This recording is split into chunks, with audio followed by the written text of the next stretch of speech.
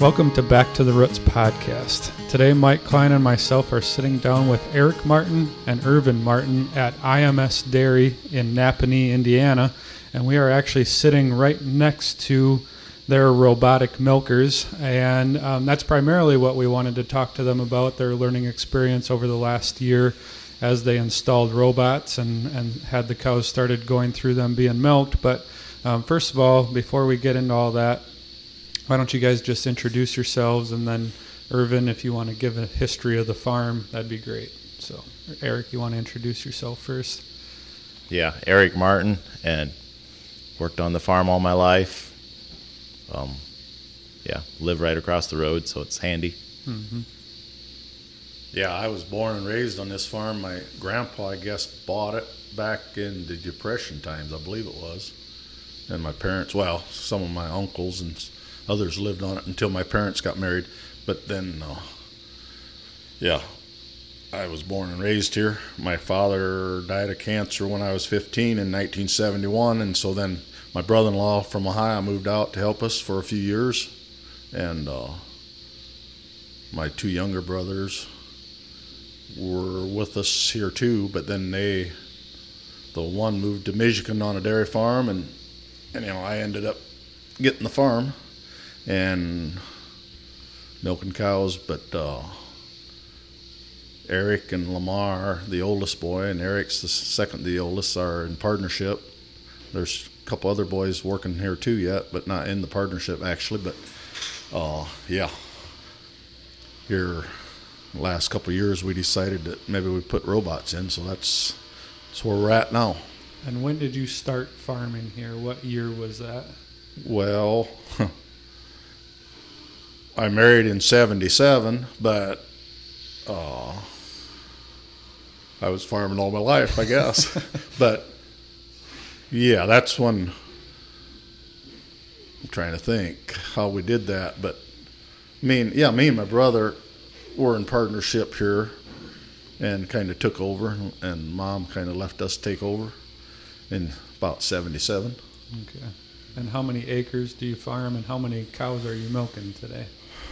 Well, now we got the oldest son is down in Akron, which is 40 miles south, and he's in the partnership, but he milks about 160, I believe.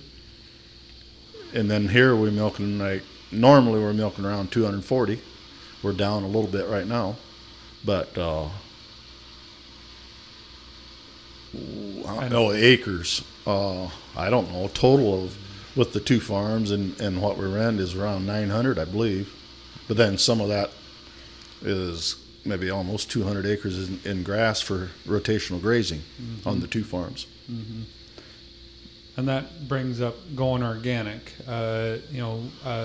Before we get into the robots, when did you guys go organic, and all the details behind that? Well, we got certified in 2008 in the fall is when we got our certification. But we worked with agronomists and stuff that some of the neighbors thought we were organic for quite a few years because of some of the weeds we grew. But in 08 is when we finally got certified. Organic Valley, Lowell Reimharner stopped in one day and wondered why we don't go organic. He said, "You're already grazing." And so we had some questions. The boys were worried about if you're organic, about water running across the fields from neighbor fields and stuff. But that's stuff that he said, well, that doesn't disqualify you. So anyhow, we decided to try it, and it's worked out pretty good. Mm-hmm. So you came on the truck in the fall of started shipping 08? November of 2008. Okay. So it's 10 years right now. Yeah. Yep. Yep. That's pretty cool. And the route down here started in 06 or late 05. So were you kind of watching some of those, or were you already? Well, I don't know if we were back then yet. Well, Organic Valley had a meeting down here, and I don't know what year that was, and there was no route here, and they asked if there was interest, and of course there was, but then some of our fertilizers weren't certifiable, so we had to start the 3-year transition, so we were a couple years behind when if we would have been completely. 08, so that would have put us back to 05 when we decided to start. Probably. And that's probably about when you first came in the area. Yep, that's when we And first you have started. neighbors that are organic here? Yeah, there's like my brother-in-law, Galen Raymer. Okay. He's just 3 miles from here.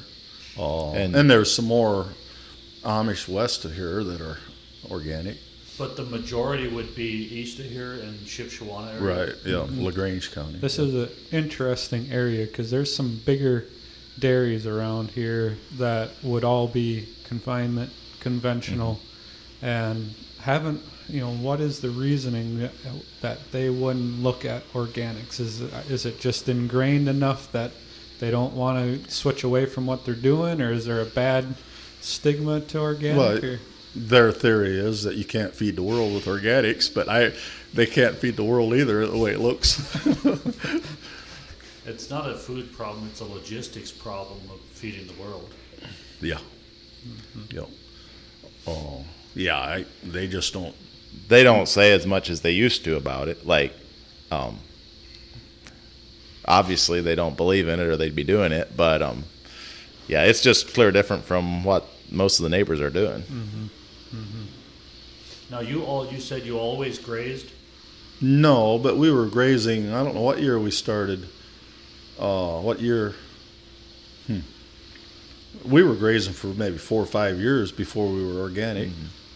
Yeah.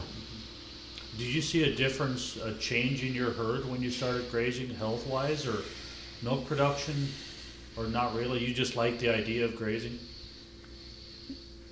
Yeah, well, it just makes sense. Our cows are out there in April grazing grass, and the neighbors have nothing but mud yet.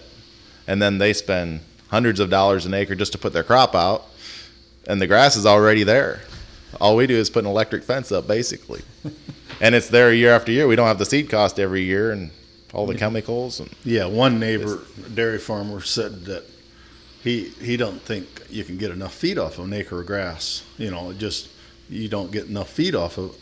And my brother said the same thing about, we got too good a farm ground to just put grass in it, But I asked a cousin, Mike Martin, he was kind of the pioneer grazer around here. He was back in '88, I think it was. He said he didn't know what to do anymore. He was broke.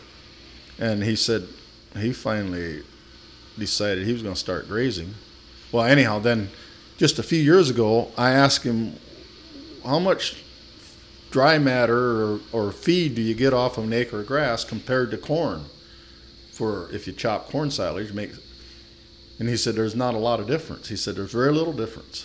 Then my next question was, and as soon as I asked him, I knew what the answer was because I had heard it, but it didn't really register what it was. He said there's no comparison. He said you can make a lot more milk off an acre of grass than you can of corn silage. alone. Alone, right, because an acre of corn silage is lots of energy, but you got to buy a lot of mineral and protein to go with it. In grass, you don't have to. He said there's no comparison. And the cost to raise an acre of grass compared to corn silage is no comparison. Well, that's another thing. The neighbor, yeah. We start grazing sometime in April, middle April or 1st of May for sure. And we get, by the time the corn is up that you can see the rows, we already grazed ours a couple times and got some feed. And in the fall, they chop their corn off, and we still can graze 2 months after they got the corn off. So it makes more, it works better than they think. There is usually a month or so in the middle of the summer when Yeah. you think you're not getting nothing, and when it's really dry, you about don't if you don't have irrigation. But spring and fall, you get a good flush. Well, there has been research done, I think it was at UW-Madison, University of Wisconsin, that well-managed pasture will produce more dry matter tons to the acre than any other crop.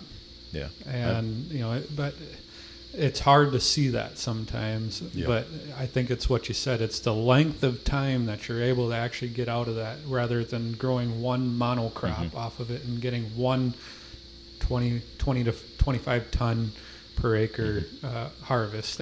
what is it, 60% moisture, so you wind up with quite a bit significantly less dry matter. It's not that great. Right. Yeah. Yeah. Exactly. I think the key phrase there was well managed Yes. Yep. pasture, because it's in the general population, when they see a pasture, it's a permanent pasture where there's no cross fencing, there's nothing. It's one big field, and that's where I think the negatives come from grass-fed beef, is because that's not grass-finished beef. That's kind of grass-fed by neglect. But a well-managed pasture, it's unreal what you can get. And by not rotating every day, just running them across and eating new regrowth, they hurt their production by a whole bunch over if they rotate. And you hurt the production of the ground too. Yeah, right. Yeah, that's what. That's what he meant. Is And the cows. production of grass. Yeah. If it gets nibbled Your off all tonnage. the time, it gets weak. Yep. Yep.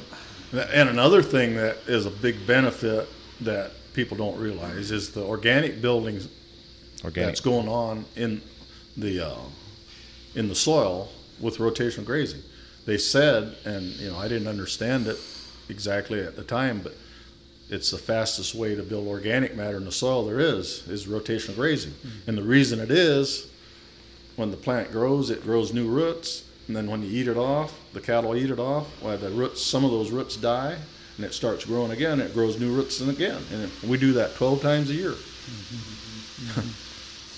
Yep, there's a lot of benefits, and like Mike said, whenever I see one of those permanent pastures, or I call them golf course or horse pastures, it's frustrating to see that, because there's so much money being left on the table by managing. There's so much more than just money, but there's a lot of soil life, there's a lot of productivity, there's a lot of yield gain, because most of those farms are just putting cows out on pasture just to say they are, and then they're pushing grain to them or buying in feed, and there's all these other consequences of poorly managed pastures. So and that's some of the comments we get sometimes from neighbors and things, is that, oh, we've grazed for years, or grandpa used to do that, but mostly not like we do now. Right. Yeah. And the other thing you see with those pastures that are shaved, as soon as July and August come around and that sun beats down and hits the soil, it dries out, and where you've got 4 to 6 inches of residual, and you go underneath there, and the amount of moisture that is held in there to make it through that summer slump is huge. Well, and as time goes on, organic matter gets built up, it gets better too. Well, organic matter holds moisture, so right. yeah. Yep. What's his name? He passed away. Jerry Brunetti Oh, used to talk about building organic matter, and he called it drought-proofing your farm. Okay. Drought-proofing and flood-proofing, because he said with more organic matter, your absorption rates go up. You're keeping the water. You're not having it run off and take the topsoil with it. I think there's a lot of truth to that. Right, that was right when I started with Organic Valley. First 2 weeks, I talked to Jerry Brunetti, and my mind was blown. Yeah, he was an interesting fellow. And organic matter, like all the grass roots out there, sometimes people worry that if we have the cows out there when it's wet, that they're causing serious compaction. And we don't think they are, because all those grass roots, the ground is just loaded with roots and organic matter, and it takes care of itself, really. Do you renovate your pastures? Not too much, but we had some older grasses that we didn't like as well, so we put corn in for a couple years and then back to grass. Lucky 31. Well, it was just, we have irrigation now, and so now we like ryegrass, but you got to have water for ryegrass. So that's what, since we have irrigation, we're trying to get more of that out there. Yeah, ryegrass looks great if you have moisture. If you don't have moisture, it looks like somebody round up the field. In the summertime, anyway. Yeah. So moving on to, you guys have learned a lot over the years and clearly been successful and are on the leading edge of, this grazing and organics when it first come around. And now here you are with robots. And I know you're not the first people to have them, but certainly they are in the U.S. Not as prevalent as they are in other countries. So you've definitely had a learning curve on the cows figuring out robots, and you guys figuring out how to manage with robots. So let's get into that a little bit. When did you put robots in, and kind of take us through what you've seen as you put them in and what you learned here? Well, we started milking December the 11th, almost a year ago now. But we were working on the project all summer, last summer. And you have 4 robots in yeah. place here? Yeah, about 60 cows per robot, I think, is the general rule of thumb they'll use. So, like, as you installed robots and had cows start moving through them, what was I know that, you know, anytime you get a cow out of her routine, it can be a chaos for a while. What was that first part like? Well, one thing that helped us, we were milking in the milking parlor, and this was a new building off to the side. So probably for a month and a half, we had the robots set up enough that we could feed in them, and we had the collars and the transponders on the cows, so they could start going through, and it would feed them. And it was a training mode. The robot arm and the brushes would actually run. They would never touch the cow, but just to get them used to it. So we had most of the cows. Someone went through a lot, but we had most of them through at least a couple of times before we actually started milking. So that helped. Mm-hmm. They were kind of used to it. Mm-hmm. But it still took. The first couple of days were kind of hectic. Well, the first week there was 3 or 4 people out here all the time, day and night, putting cows through the robot, just flip it open. Yeah, it was a week or so there was people out here 24 hours a day and night. But then, well, we started out, we divided the herd in 3 groups, and so we'd bring a group down and we'd milk them, then we'd move them out to feed and free stalls, bring the next group down, do that again, and we just went round and round for about 3 days. And then they said, now it's time to just let them free and let the ones come that want to, and then you start going off of the fetch list, they call it, the cow that's the furthest out that needs milking, bring her up, milk her, then get the next one. Well, that was a nightmare because they were used to us going out there and bringing the whole herd in the holding pen for milking. So when we went out there to find a cow that needed milking, they all headed for the one end of the barn, and you couldn't get through them to sort them. So then we divided them in half, and we'd bring half of the herd over to the robots and just leave them alone for a while. And out of 120, maybe 40 of them would go through by themselves, and then we'd put the rest through. Then we'd switch to the next group. And we did that for another, 3-4 days. And then we cut them loose and started fetching. And it soon got better. Every day it just got better and better that they got used to us walking through. And now in the mornings when I come out, they're all laying down. I can walk through the barn, and they just lay there until I get the cows they want. Mm-hmm. They're way calmer than they were before. So you still have some cows you have to fetch? Yeah, They say 10% is a good number, and we're well below that. We're at 10 or 12 cows out of 220 right now that we fetch. And most of them are like fresh cows. Well, fresh heifers. A fresh cow, they're doing really well now because they were milked in it before they dried up. Now they come back in. We milk them the first time and turn them out in the herd, and 90% of them know what to do, and they come back. Mm-hmm. But a heifer can take a month or 2 months sometimes till they learn it. Mm-hmm. How long did you think about robots before you actually decided to go through with it? I don't know. Well, the first ones in the area were out there, Bremen, and when we went out, before we went out there, I said, I can't see how they can milk a cow with a machine because every cow's different. But once I see how it works, so I suppose we started thinking that already. But it took 5-6 years, but not sure. Probably just a year or so that we really decided that we might want to do this. Now, you don't have robots on the other farm, do you? No. That's a newer parlor. It's 5-6 years old now. I don't know. Yeah. Well, and these robots can't milk every cow. I'm sure you had some cull that you had to cull. What was the percentage? How many do you figure? The biggest reason it can't milk a cow on this farm is the cows. We got smaller cows anyway, and their udders get too low, and the arm, it just can't get under them. Mm-hmm. When we started, there was 2 or 3 right off the bat that we struggled to milk, so we took a couple of them to the other farm and sold a couple. And every once in a while we get one that calves in and her udder's just too low and we can't get her. The other thing I've seen is that you'll get the cross teats every once in a while. You'll get one like that. But it does pretty well with those. They've got them programmed now. It can attach the one, and then it pulls to the side before the next inflation comes up, and it's amazing what it can do. The cross teats, I figured would be a big problem for us, and it's not. Well, the cross might be, but if they're just touching, Yeah. it can be a little bit of a problem, but it works better than what we expected, really. And if the udder is full of milk, is going to help Yeah. spread those teats too. That's one thing. Other guys have said if they have trouble with that, they will just make the cow go a couple hours longer before she gets milk, and then she fills up, and then it's fine.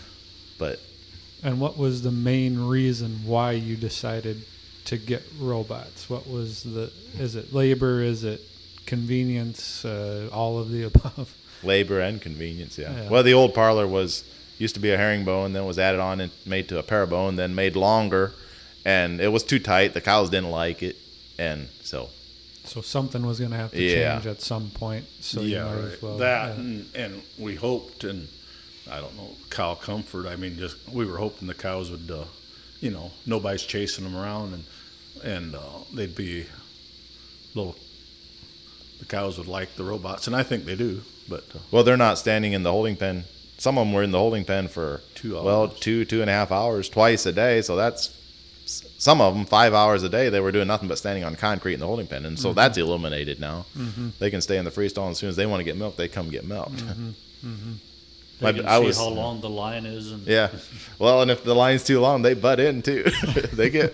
I was concerned that our cows aren't smart enough. They aren't going to know how to come, but they love going through. My brothers one cow went through 100 and some times in one day just trying to get something to eat.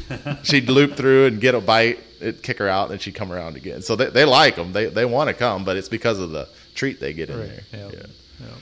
Now, so they test the body temperature of the cow is all that keeps record of all that for the cow? Milk temperature. Milk temperature. Yeah. So do you breed with when it says the cows are in heat? Yeah, it's set to sort them into a separate pen when they're in heat. Okay. Yeah. And how does it detect the heat? Is Activity. it just activity? Yeah. Yep. That's crazy. there's what do you call them out in the barn? Well, there's a reader in the barn Out in the freestall barn. that will, and it'll go up to. It goes a ways. It'll get them some out in the pasture too, but as soon as they come back in range, it picks up on them and then it records their activity. And do you AI breed everything? We just started in April this year. You were bull bred before? Was that a change due to the robots? Yeah, we wouldn't be doing it if it wasn't for this, because I don't want to be responsible finding the cows in heat, but this takes care of that.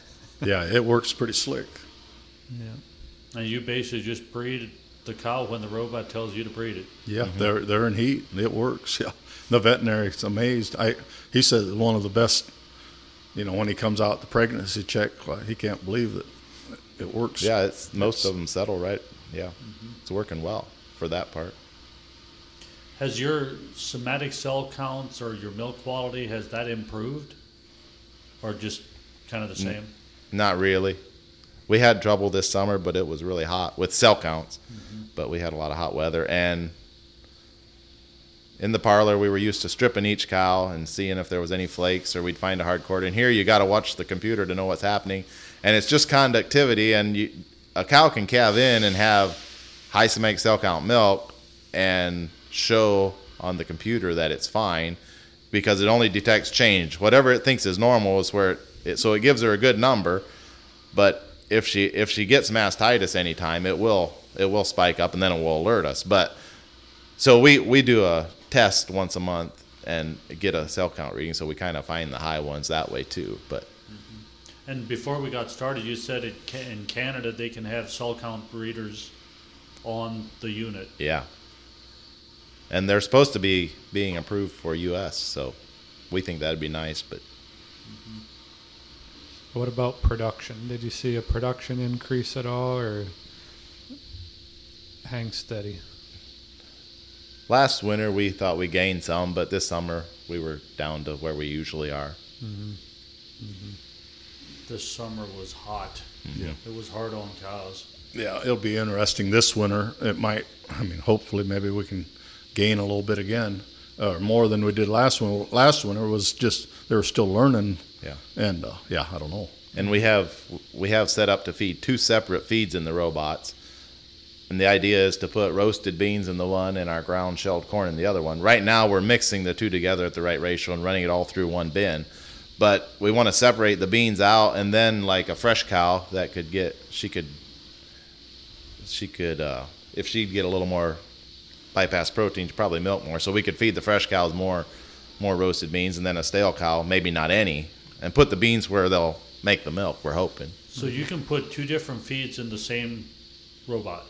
Yeah. Yeah, There's right. 2 Okay. bins Run. with 2 separate feed systems. Okay. And then it has, put 2 separate feeds in. So the first time through, you give her the protein. The next time through, or could No. you just mix them? They come out together. It would give Yeah. so much of each corn Okay. and so much of beans. You can even put a liquid feed on. Some guys feed molasses in the robots too. But we haven't done that yet. And that doesn't need to be pelletized, does it? The feed? Right. No, they make a change on the dispenser to feed ground feed. Okay. The dispenser that comes with the robot doesn't work well for ground feed. It bridges up. But so they've got their own design, and it works good. I know that was one of the holdups at the beginning, was that sourcing pelletized feed could be a bit of a headache, especially organically, but And expensive yeah, to get it pelletized. Yeah. And for us, our feed cost didn't change because we were grinding our own corn and roasted beans anyway. So instead of putting in the TMR, it goes through the robot, most of it. So do you still use a TMR Yeah, for your haylage and baleage? corn silage, silage. baleage, and haylage. But all the grain would get fed through the robots? Sometimes, right now, I think there's a couple pounds of grain going in the TMR, and the rest is through the robots. Now, what about grazing this past summer? Now, that was probably a whole totally different ball game, now I know you got the grazeway gate. Can you explain how that works and how they go out to graze and all that kind of stuff? Well, it doesn't let them out if they're we can set it however we want, but if they're within 3 hours of needing to be milked, it'll just turn them back in the barn, and they have to get milk before they can get out. Then there's finger gates, one-way gates. They can come in whenever they want. So there's no water in the pastures. There wasn't. We took that out several years ago. It seemed like when it was hot, all they did was made a mess there anyway. So yeah, they go out and come back whenever they want. And then to get back out, they got to get milk before they can get back out. So that it took a while to train them, but once they know it, they know what to do now. Do you have multiple groups that kick cows out to certain pastures just so you can keep cows a little bit closer to the barn in different paddocks, or do you have them all go out to the same? Not necessarily. It's the same paddock, but the grazeway gate will sort 3 different ways: either back in the barn if they need to be milked, or to paddock A or paddock B. So we can have the fence ready on one side of the farm for in the evening. So the morning they go one way, and then at 3 o'clock in the afternoon, it starts putting them to new grass, which once they know they can get out to new grass, it kind of encourages them to come up and go through the robots and back out again. And it's kind of nice if we're not around, they get new grass and nobody's here to do it. And you could actually do more than 2 paddocks with that gate, or is it? Ours is just set up for 2. They could add more, but yeah, ours is just 2. And so you have to fetch cows. Do you have to fetch them on pasture too? Or do they generally come in? Well, at night they like to go out when it's hot. During the summer they may go out in the morning, then they come back up. But at night they about all go out. So most of them are laying in the pasture at 4:30 in the morning, and the robot's already been pretty dead for a couple hours, so it's behind. So I bring them up and then let them go through. But there's still always a few that I have to bring right to the robot and make sure they go through. Otherwise, they may just stand there all day and squirt milk or whatever. But the fetch cows, I mean, in the morning you go and you bring them all up because they need to go through the robots, and they were laying out there all night because it was comfortable. Yeah. So then the fetch cows come up with those, and then he has to fetch a few. And so the fetch cows are probably, they know exactly what you're doing when you're fetching them, so they go right through then? Most of them, unless it's a new heifer or something. Yeah. Yeah, there's one cow, and she's an older cow, and she knows exactly what to do, but got to get her twice a day. When I come down through the freestyle aisle, she'll already be heading towards the robot. She knows where to go, but she won't go by herself. But here this fall when we were busy, the boys said it was 7 o'clock in the evening before they come to fetch them. And normally we do it at 4:30, 5 o'clock. So it was a couple hours late. And most of them, some of those fetch cows had went through because they decided nobody's going to come get them. Mm-hmm. And there's two that I was fetching all summer that now they're going. They were older cows. I didn't think they'd learn, but now they're going. So that's a year in. Yeah. And do they figure that after a certain amount of time you just won't have to do any fetching except for heifer? There will always be a couple. Sure. They say 10% is a good number, and we're well below that already. Mm-hmm. So, and if you're out there fetching, it doesn't take much longer to get 15 as it does 10. It's really not a big deal. Mm-hmm. Yeah, it's a lot simpler now to fetch than it was at first because the cows, when we first fetched cows, all the cows would move because, we were chasing them. Well, now we're just after a couple cows, and those are the ones that we want, and the others they stay laying or stay. Yeah, they stay there. And right at first, they were all used to, they'd go, and it made a mess, but it's a lot simpler now. Would a fetch cows, would the cull cow trigger be a little quicker on a fetch cow or not necessarily? If there's nothing else wrong with her, no, I'll keep her. I mean, it's not that hard to fetch her. Mm-hmm. Right now, there's one cow that her udder is almost too low. It can attach 3 of the quarters, but the one is a little bit lower and it can't get it. So I have to be there when she comes in and I just put my hand on her udder and pick up a little bit and it pops it on. So probably when she calves again, she won't work anymore. Then she'll have to go, but it's not hard to get her milked. And we're out here anyhow, so we just do it twice a day. I guess fetching a couple of cows is a lot less work than running them all through the parlor, right? Oh my. One person it depends if you got fresh cows to deal with, but an hour and a half, and it took us 3 guys with cleanup and everything 3 hours before. Twice for a the day. milking, twice a day. Mm-hmm. And another thing, walking through the cows, fetching cows, then, you walk through all the barn and you see, check the cows and make sure everything's all right. If you didn't do that, who knows what might happen. No, it's a good thing to have fetch cows, really. Mm-hmm. Let's get through them. I know that was a concern for some people that I've talked to that were looking at robots, was that they felt that not being right up next to that cow twice a day, or all the cows twice a day, you might lose some of that herdsmanship, or you might lose some of that contact and miss something that's going wrong. But clearly that part of it is replaced by these collars, and they can get actually a lot more readings than just by standing next to a cow. And being in the milking parlor, you're there, and you see the udder and stuff, but you're milking cows and get them through. And here you walk around in the barn looking for certain cows. There is cows that, some of them that just do their thing, and you don't hardly know they're there. But I guess that's good. That means everything's working okay. Because I've heard the same comment that going from a tie stall barn to a parlor, you won't get to feel the cow and everything. This is just the next step, I guess. Mm-hmm. But I've never heard anybody. Well, actually, there was one guy that went from tie stalls in my area and just built a new parlor. And he said the second day of putting cows through a parlor, he said he thought it was the dumbest decision he's ever made.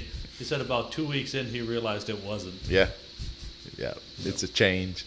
He said the fertilizer in the parlor was significant.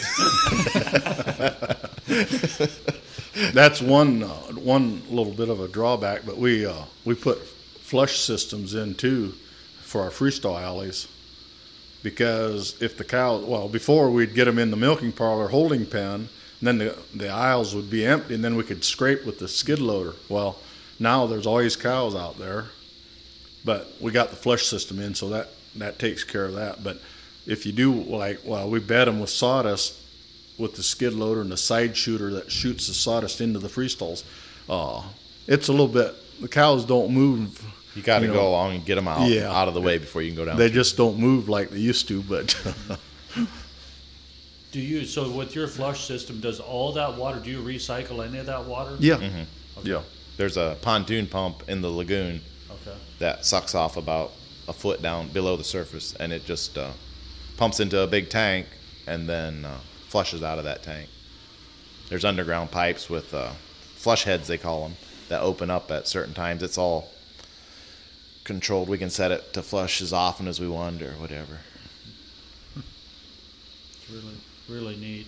Is 240 about the number of cows that you're normally at? That's kind of, you're not looking at expanding above that? Not on this farm. I mean, we don't have enough acres for pasture, and that's all the freestalls we got. Yeah. Yeah, I just think it's so neat that we're sitting here looking out through big windows and watching the cows get milked, and nobody's there doing anything. Yeah. And if it can't get a cow, if there's whatever, if it fails or can't attach, it'll just kick her out, and then she'll be on the list that it failed. And then when we get here twice a day, we can see who that was and get them and see what the problem was. Here a while back, there's a cow that was on the list.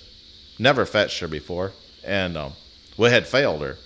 One quarter didn't have any milk flow. Well, here there's a little calf got out of the hutch and was with the cows. Had sucked her flat in that quarter. Well, there was no milk there, so then it failed her. And it actually sorted her out because it thought something was wrong with her. Like, it'll sort them out for health reasons, too. It was just because she didn't have no milk. The little calf got caught. Yeah. So are there things that you might have missed before that now, because you have this system that's always watching, it might catch a cow that something's wrong that you might have not even noticed before? Well, the first thing that'll go down is their rumination, and that'll show us they'll pop up on the list. But conventional guys think it's a big deal, but we don't.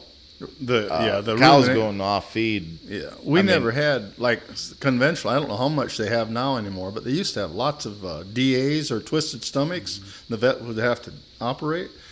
I don't think we ever did more than a half a dozen cows in our life. I mean, very few years since we ever. We never had any trouble. Very little trouble with that. And that part. The biggest advantage, or that we're catching, is the heats for artificial breeding. You know, that's working really good the way it seems. And we like the sort, like, if I'm going to dry cows up, I just punch in the numbers I want, do it in the evening until morning. Most of them are in the pen. And I've got them. I don't have to go look for them. Mm-hmm. Or even for the hoof trimmer, we do the same thing. It sorts them out. So we're hearing about all the positives, and we hear, like, sounds all great and wonderful. And I know that there's been some farmers that have decided that, they purchased robots and decided it wasn't for them. What are some of the drawbacks that you've seen so far? Well, I mean, something could go wrong any time of the day or night, so that's...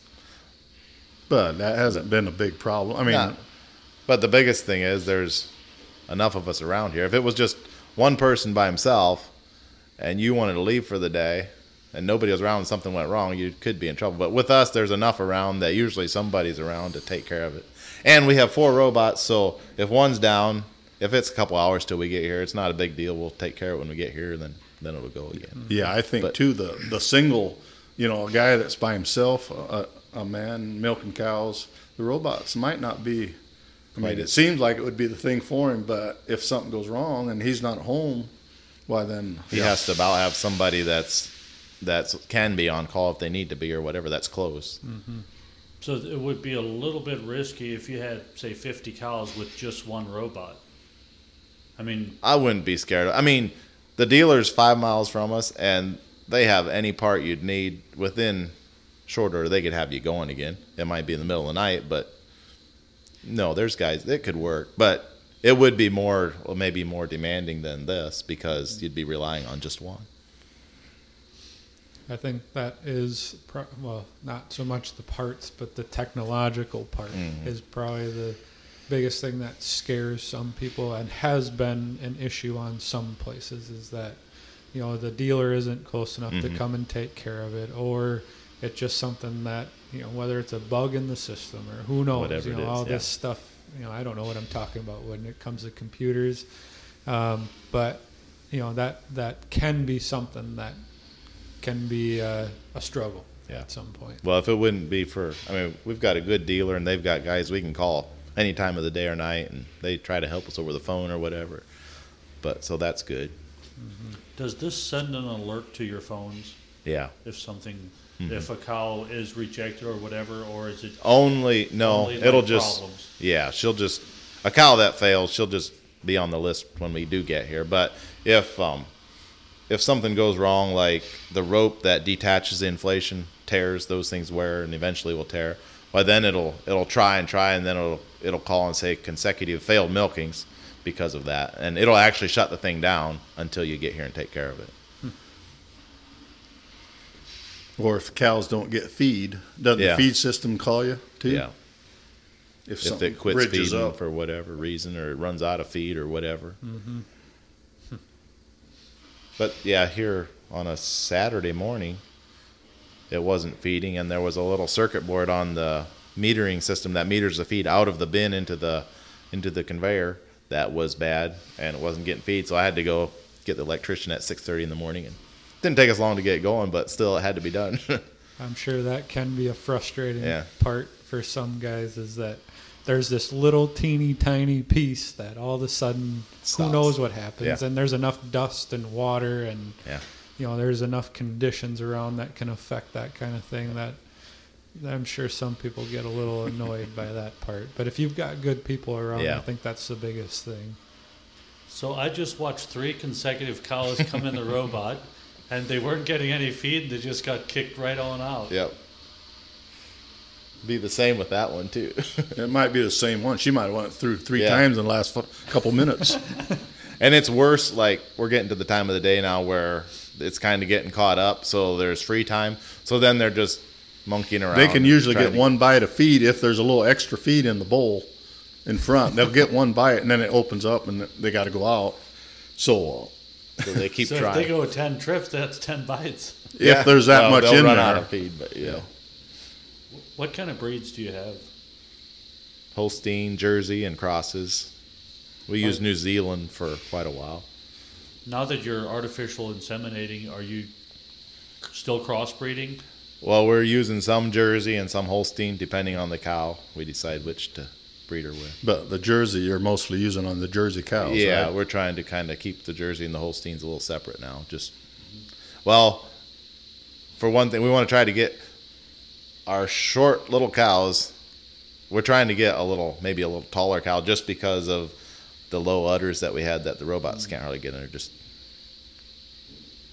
These cows are starting to look familiar because, They came through so often. yeah, that's the 3rd time I've seen her go through. Yep.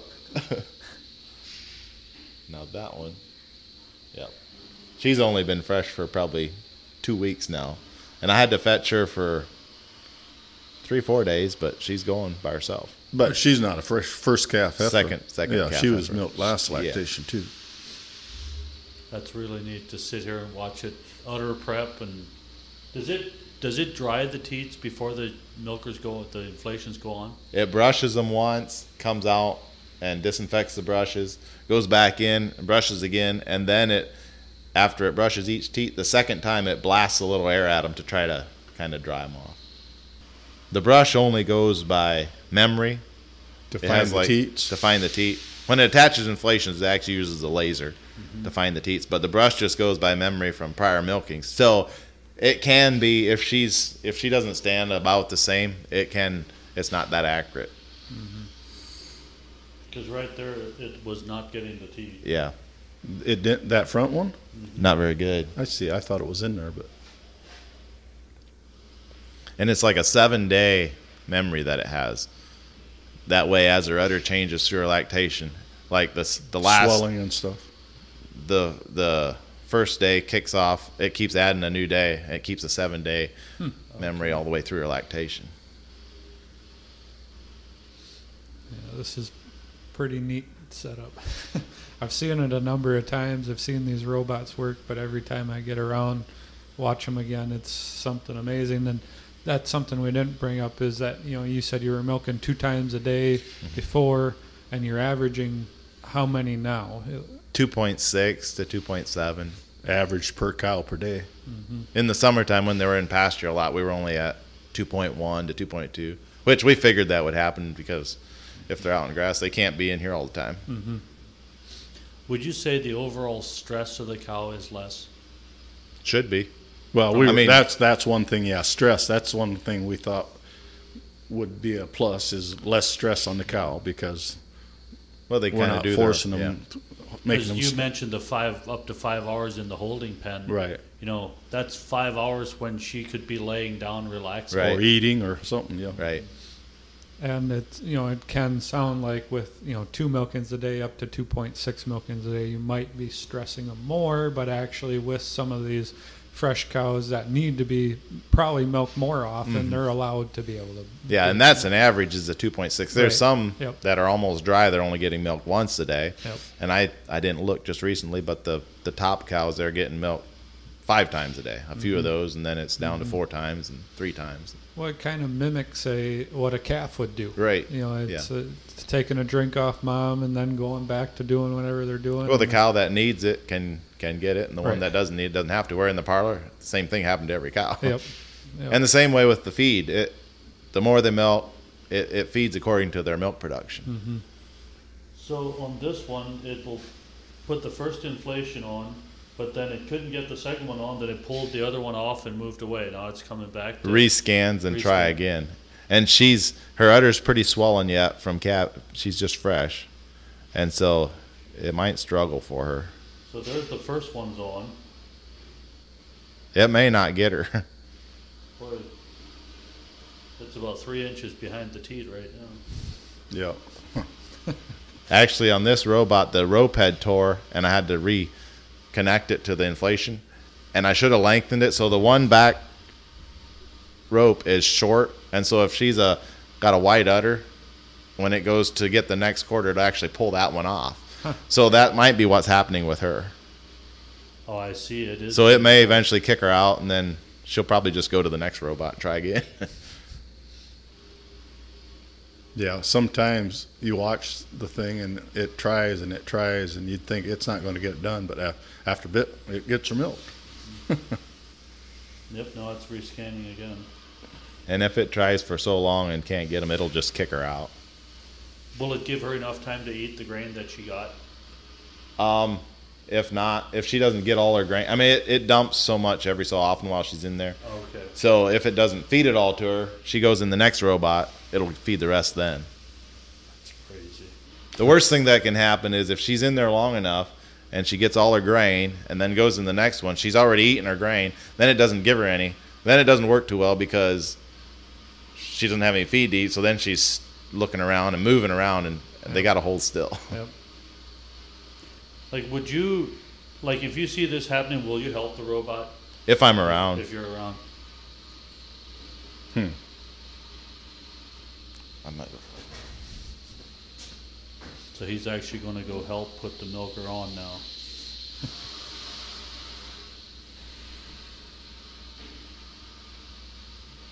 So how many other farms do you have, organic dairy farms that you know of that have robots? There are none in Indiana or Michigan or Ohio. No, I don't have any. Wisconsin, I think, Wisconsin has quite a few. New York. New might have a York, couple. Minnesota has some. Iowa has a few. There's probably, I'm going to say, 20 farms that have robots in them. There's a fella in New York that I know, a Mennonite from our church group from Pennsylvania, but he's a dealer for these, and he's selling a lot of them. I think he said he has 150. The last I heard was 150 units out. Oh, no kidding. Yeah. I think there's one Horizon farm in New York that has 6 of them in. I think. See.